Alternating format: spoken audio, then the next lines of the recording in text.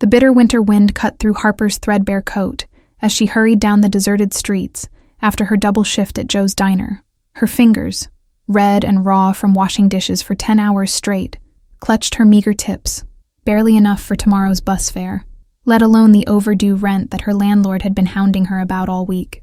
The streetlights flickered overhead, casting eerie shadows across the snow-dusted sidewalk as she cut through the alley behind Franklin Avenue. Harper had walked this route countless times, but tonight felt different somehow. The silence more oppressive, the darkness deeper than usual.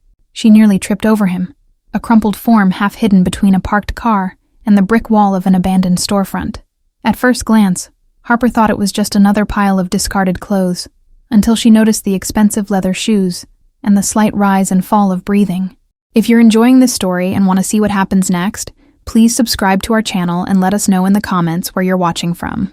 Your support means everything to us as we continue bringing these stories to life. Dropping to her knees, Harper gently turned the boy over, gasping at his deathly pale complexion. He couldn't have been more than 14, dressed in clothes worth more than her entire wardrobe, a private school uniform beneath a cashmere coat that seemed wildly out of place in this neighborhood. "Hey, can you hear me?" she whispered, checking for injuries as her nursing school training kicked in. His pulse was weak but steady, no visible wounds, but his skin felt cold and clammy to the touch, symptoms she recognized all too well. As Harper rummaged through his pockets searching for identification or medication, her fingers closed around a sleek smartphone with a case that probably cost more than her weekly paycheck. The lock screen showed only one emergency contact. Dad. No name, just that single word that would change the course of her life forever. Her finger hovered over the button for just a moment before she pressed it, heart pounding as the call connected almost instantly. "Nicholas," came the response, a deep, accented voice that somehow managed to sound both concerned and threatening in that single word. This isn't Nicholas," Harper replied, her voice shakier than she'd intended. "My name is Harper, and I found a boy collapsed on Franklin Avenue near 23rd Street. I think this is his father's phone number." The silence that followed was so absolute that Harper thought the call had dropped, until she heard the faint sound of rapid breathing on the other end. "Is he breathing?" the man finally asked, his voice now hard as steel. All pretense of calm completely vanished. "Yes, but he's unconscious. I think it might be hypoglycemia. I'm a nursing student, and he's showing all the signs of a severe drop in blood sugar," Harper explained, automatically falling into the clinical tone she'd practiced in her hospital rotations. "Do not move him. Do not call anyone else." The man's voice had transformed into something that made Harper's blood run cold. "I'm 10 minutes away. Stay exactly where you are, and keep him warm." Exactly 8 minutes later, Harper heard the purr of an expensive engine as a black SUV with tinted windows glided to a stop at the curb. 3 men emerged in perfect synchronization, 2 taking positions on either side of the vehicle, while the third approached with purposeful strides. Even from a distance, Harper could feel the authority radiating from him, tall and imposing in a tailored overcoat that couldn't quite conceal the bulge of what she instinctively knew was a shoulder holster. His features were sharp and aristocratic, dark eyes scanning the street before settling on her with laser-like intensity. "Mr. Blackstone," the man introduced himself tersely as he knelt beside his son, his movements betraying none of the panic a normal parent would display. "You said hypoglycemia?" Harper nodded, watching as he produced a small kit from his coat pocket with practiced efficiency. "Nicholas has diabetes, type 1 since he was 8, he explained, administering an injection with the confidence of someone who had done this countless times before.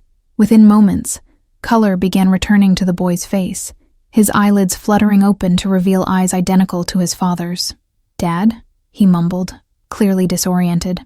"I forgot my emergency kit at school after basketball practice, and I thought I could make it home." Mr. Blackstone's expression softened almost imperceptibly as he helped his son to sit up. "We'll discuss your poor decision-making later," he said, though the relief in his voice undermined the attempted sternness of his words. As they helped Nicholas to his feet, Harper awkwardly began to step away, considering her good deed done. "Wait," Mr. Blackstone commanded without looking at her, the single word freezing her in place more effectively than a physical barrier.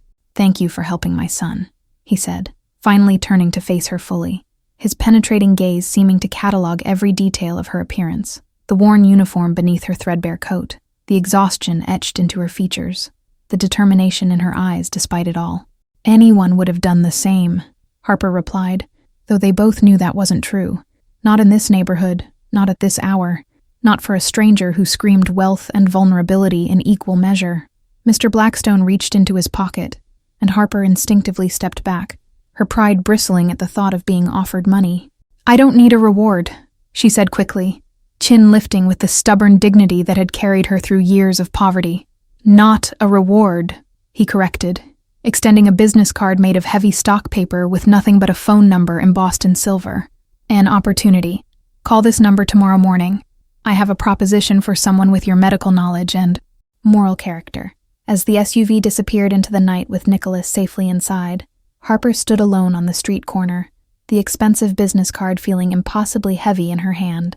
Something told her that accepting his opportunity would irrevocably change the course of her life. She just couldn't decide if that change would be salvation or destruction. Harper spent the night tossing and turning, the business card on her nightstand seeming to glow in the darkness. When morning came, she dialed the number with trembling fingers, surprised when a crisp female voice answered immediately and instructed her to arrive at an address in the city's most affluent neighborhood in precisely 2 hours. The mansion that loomed before her made Harper's apartment building look like a dollhouse in comparison. Wrought iron gates parted silently as the security guard checked her ID, waving her through to a circular driveway where perfectly manicured hedges framed the limestone facade. Mr. Blackstone waited in what she assumed was his study, a room larger than her entire apartment, lined with leather-bound books and dominated by an antique desk that probably cost more than her student loans. "Miss Watson," he acknowledged, gesturing to a chair across from him. "Thank you for coming. Nicholas has a rare form of type 1 diabetes that makes his condition particularly volatile," he explained without preamble.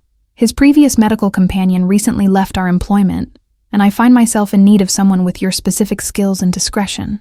Harper's jaw nearly dropped at the figure he named as her salary, more money than she'd make in 3 years at the diner. "You want me to be your son's... what exactly? Nurse? Babysitter?" she asked, struggling to maintain her composure. "Medical monitor," Mr. Blackstone corrected. "Nicholas is 14 and resents constant supervision, but his condition requires it. You would live here, accompany him to school events, monitor his glucose levels, and ensure he follows his treatment protocol." A door slammed somewhere in the house, followed by the sound of running footsteps. Moments later, Nicholas burst into the study, his earlier vulnerability completely transformed into teenage defiance. "I don't need a babysitter, Dad. I had 1 bad episode. 3 this month," his father countered with steel in his voice. "And last night could have been fatal if Miss Watson hadn't found you." "This isn't negotiable, Nicholas." The teenager glared at Harper as if she were personally responsible for his predicament. "So what? She follows me around school? My friends will think I'm under house arrest or something." "Your friends will think whatever I tell them to think, Mr. Blackstone replied coldly, revealing a glimpse of the power Harper suspected he wielded far beyond the walls of this mansion. "Miss Watson will pose as my personal assistant, who happens to be studying nursing. Nothing more suspicious than that." Nicholas stormed out, slamming the door with theatrical teenage rage. An uncomfortable silence settled over the room until Mr. Blackstone sighed, a flicker of vulnerability crossing his features so quickly, Harper almost missed it. "There's something else you should know," he said quietly, opening a desk drawer and removing a thick file. "Nicholas's mother was murdered 3 years ago. A business associate's attempt to strike at me. Since then, his condition has deteriorated significantly under the stress and trauma." Harper's nursing instincts kicked in immediately. Psychological stress can absolutely impact blood glucose regulation. Has he received proper counseling for the trauma? By the end of the week, Harper had moved into a suite of rooms in the east wing of the Blackstone mansion, her meager possessions looking laughably out of place among the luxury. The staff, a mixture of household employees and men who clearly served security purposes, regarded her with polite curiosity. Mrs. Chen, the housekeeper, took Harper under her wing, explaining the complex rhythms of the household while helping her unpack. "Mr. Blackstone may seem cold," she said quietly, folding Harper's uniforms with more care than they'd ever received, "but everything he does is to protect Nicholas." Harper's first week passed in a blur of adjustment and careful observation. Nicholas alternated between sullen resistance and grudging cooperation, his attitude softening slightly when Harper helped him manage a glucose crash without alerting his father and the subsequent embarrassment. The mansion operated like a well-oiled machine, with staff moving through their duties with practiced precision.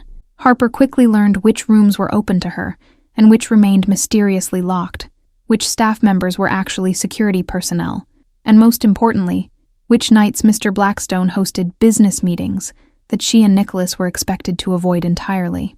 One evening, while helping Nicholas with his biology homework in the kitchen, Harper overheard two security men speaking in hushed tones about a shipment coming through the harbor and complications with the Donovan family. Nicholas caught her listening and shook his head slightly, a warning she immediately understood.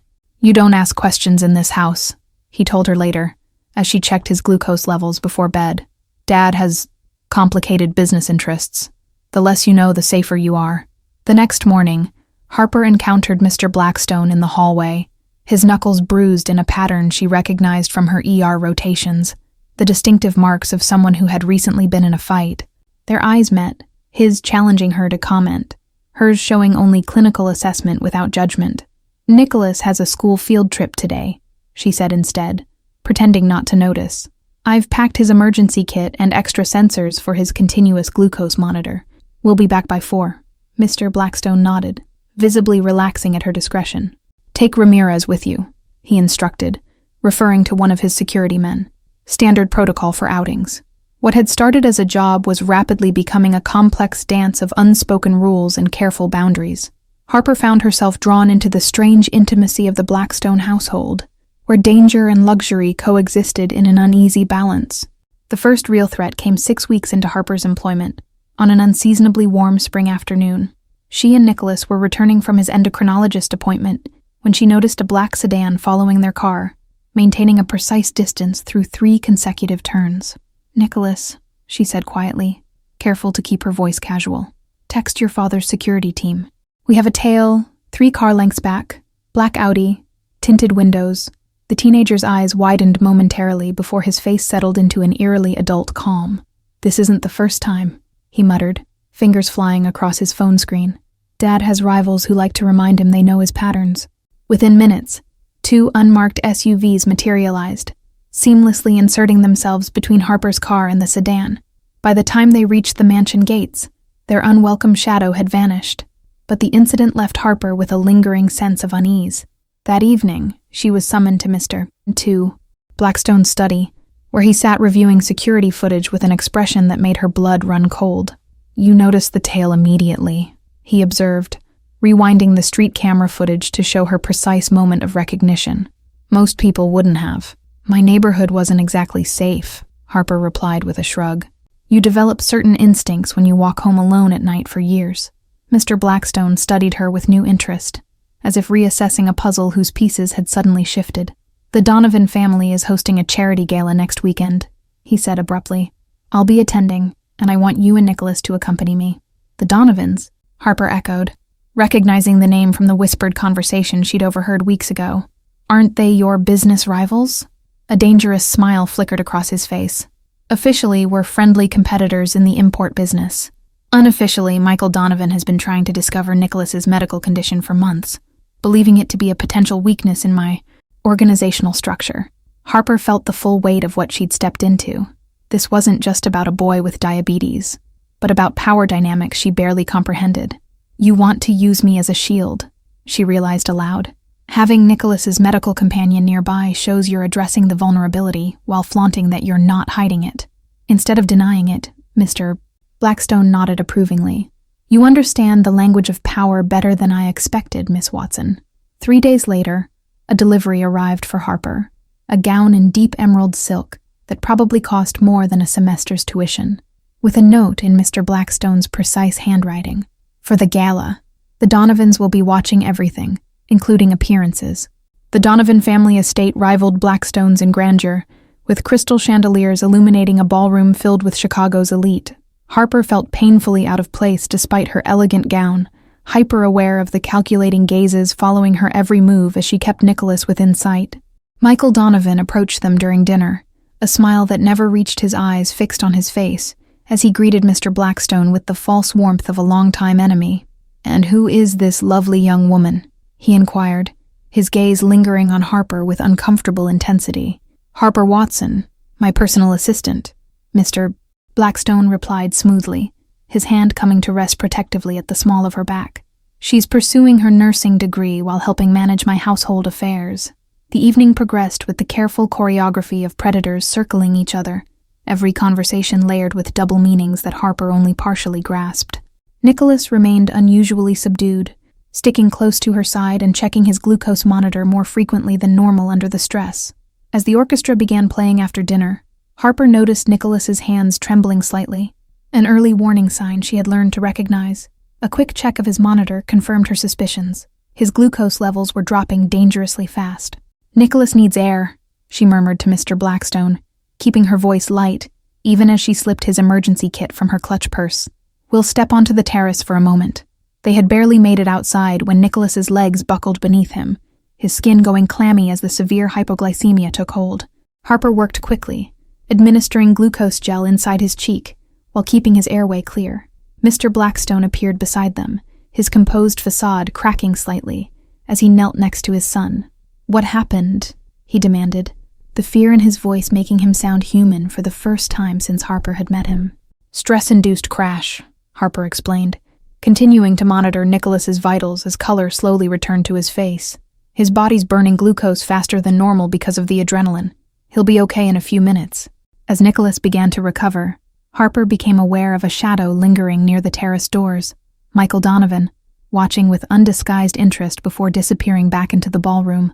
"He saw everything," she whispered, sudden dread pooling in her stomach. "Get Nicholas to the car," Mr. Blackstone ordered, his expression hardening into something dangerous as he stood. "I need to have a word with our host before we leave." The ride home passed in tense silence, Nicholas sleeping in the back seat, while Mr. Blackstone made a series of cryptic phone calls. When they arrived at the mansion, he carried his son inside with surprising gentleness before returning to where Harper waited in the foyer. "Donovan will use what he saw tonight," Mr. Blackstone stated flatly, pacing the length of his study as Harper sat exhausted in the leather chair. "He'll spread word of Nicholas's condition, position it as a weakness in my organization, attempt to leverage it against me." Harper watched him move like a caged predator, seeing for the first time the full weight he carried. "You've spent years hiding his condition, haven't you? Not just for his privacy, but because in your world, any vulnerability can be exploited." "My wife was killed because she was perceived as my weakness," he replied, voice hollow, with a grief that still felt raw after 3 years. "I won't let that happen to my son." Dawn was breaking when Mr. Blackstone's security chief burst into the study without knocking, a breach of protocol that instantly put Harper on alert. "Sir, we have confirmation that Donovan's men accessed Miss Watson's apartment building last night. They've been questioning her former neighbors." Cold dread washed over Harper as she realized the implications. "They're investigating me? Why would they care about my background?" "Because you're now connected to me," Mr. Blackstone explained grimly. "And Donovan will use anyone in my orbit as potential leverage. Your former life, your remaining connections there, they're all vulnerable points now."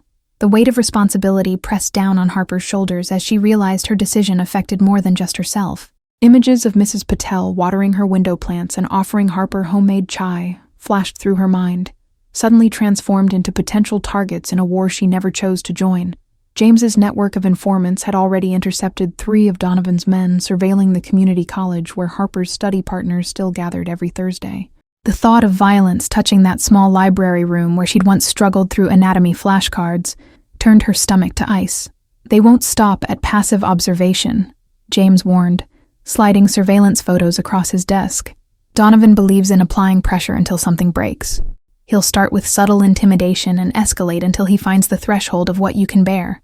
Harper examined the clinical rotation schedule that Professor Jenkins had presented, each location carefully selected not just for educational value but for security infrastructure. Even her education had become a strategic consideration in a chess game where she was simultaneously pawn and queen. Harper thought of her elderly neighbor, Mrs. Patel, who had always saved leftovers for her, of her study group at the community college, of the diner owner who had kept her job open despite her sudden departure. "These are innocent people who have nothing to do with your world." Mr. Blackstone's expression remained impassive, but something flickered in his eyes. Regret, perhaps, or something deeper. "There are 2 options now. You can leave, return to your life with enough money to finish your degree somewhere far from Chicago. Or you can stay, and I'll extend my protection to those you care about." "That's not really a choice," Harper said quietly. understanding the manipulation even as she recognized the genuine offer of protection. "You know I won't abandon Nicholas now." The next morning, a sleek black car arrived carrying Harper's nursing school advisor, Professor Jenkins, who looked bewildered to be escorted into Blackstone's study. "Miss Watson, your benefactor has made an unusual request regarding your education," she began, glancing nervously at Mr. Blackstone.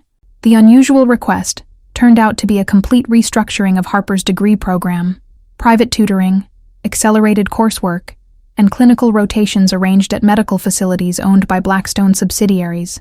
Professor Jenkins left with a dazed expression and a substantial donation check for the nursing program. "You're rewriting my life," Harper observed that evening, as they sat on Nicholas's hospital-grade monitoring equipment, "making me dependent on your world, cutting off my escape routes." 3 months after the Donovan Gala, Harper's integration into the Blackstone household was nearly complete. Nicholas had transformed from a reluctant patient to an ally, his health stabilizing under her consistent care, while their relationship evolved into something like friendship, or even siblings. The morning calm shattered when Harper entered the kitchen to find Mr. Blackstone, James, as he'd finally insisted she call him, speaking tersely into his phone, his knuckles white around the receiver. "Bring the car around. We need to move now." "Donovan's men took Mrs. Patel," he explained grimly as they rushed toward the waiting vehicle. "Your former neighbor. They're holding her at an abandoned warehouse as bait, expecting me to send security while they target Nicholas here." Harper's blood ran cold at the thought of the kind elderly woman in the hands of men like Donovan. "We have to help her. She has nothing to do with any of this. She's innocent." James's expression was unreadable as he checked his weapon.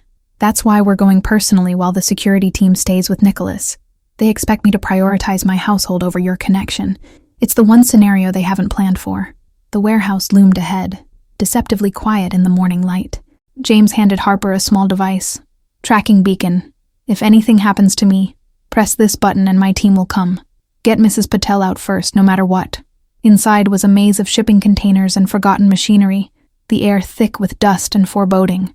James moved with predatory grace, signaling Harper to follow his exact footsteps as they navigated deeper into the trap that waited for them. They found Mrs. Patel tied to a chair in a small office, frightened but mercifully unharmed. As Harper rushed to untie her, James positioned himself at the doorway, weapon raised against the footsteps approaching from multiple directions. "Get her to the exit," he ordered, eyes never leaving the corridor. "I'll hold them off. Don't argue, Harper. Her life depends on your speed now." Supporting Mrs. Patel's weight, Harper hurried through the warren of corridors, the sounds of gunfire erupting behind them. They had almost reached the exit when a figure stepped from the shadows. Michael Donovan himself, a pistol aimed directly at them. Time seemed to slow as Harper positioned herself between the gun and Mrs. Patel, her medical training automatically calculating angles and vital points. The warehouse's damp air filled her lungs as she breathed deeply, searching for the same calm she'd mastered during Nicholas's worst episodes. Donovan's eyes betrayed a flash of uncertainty. He had expected fear or pleading, not the steady gaze of someone who had already accepted the possibility of this moment, from the day she first called James Blackstone. The power dynamic shifted imperceptibly as Harper held her ground without flinching. Behind Donovan's shoulder, a shadow detached from the darkness, moving with liquid precision that spoke of years of combat training. James's presence radiated a controlled fury that seemed to lower the temperature in the warehouse. His focus narrowed to a predatory intensity Harper had glimpsed only once before, the night Nicholas had collapsed at the gala. The moment crystallized Harper's transformation, from a struggling nursing student who once feared the implications of Blackstone's world, to a woman who now understood its unspoken language of power and protection. The warehouse's decaying walls held witness to the final dissolution of her old life and the solidification of her place in this new one. "The famous nurse," he sneered, blocking their path. "Blackstone's new weakness. How convenient that you've delivered yourself to me, saving me the trouble of hunting you down later." In that moment of terror, Harper made a calculation based on everything she'd learned in the Blackstone household. "You won't shoot me," she stated with more confidence than she felt. "I'm more valuable as leverage. And you won't shoot an elderly woman because even in your world, there are lines you don't cross." Donovan's momentary hesitation was all that was needed. James appeared behind him, silent as a ghost, the barrel of his gun pressing against Donovan's skull. "You targeted my son's medical condition. You abducted an innocent woman. You threatened someone under my protection," he said, his voice eerily calm. Any one of these would earn my retribution. All three? That's a death sentence. The drive back to the mansion passed in stunned silence. Mrs. Patel safely delivered to a private medical facility with round-the-clock security. It wasn't until they were alone in his study that Harper finally asked the question that had been burning inside her since the warehouse. "You could have let them take me," she said quietly. "It would have been the logical choice. Protect Nicholas. Sacrifice the nurse. Why risk everything to save me and Mrs. Patel?" James moved toward her slowly, as if approaching a frightened animal. "Because you showed me there's more to strength than power," he answered, his voice rough with emotion. "The night you found my son, you stopped for a stranger when no one else would. That kind of courage, it's worth protecting." The distance between them vanished as his hand cupped her cheek, thumb tracing the outline of her jaw. "Stay," he whispered, the word somewhere between a command and a plea. "Not as Nicholas's nurse, not as my employee. Stay because this house hasn't felt like a home until you were in it. Thank you for following my story. If you enjoyed it, don't forget to like, subscribe, and share this video, as your support is crucial for me to continue creating content here.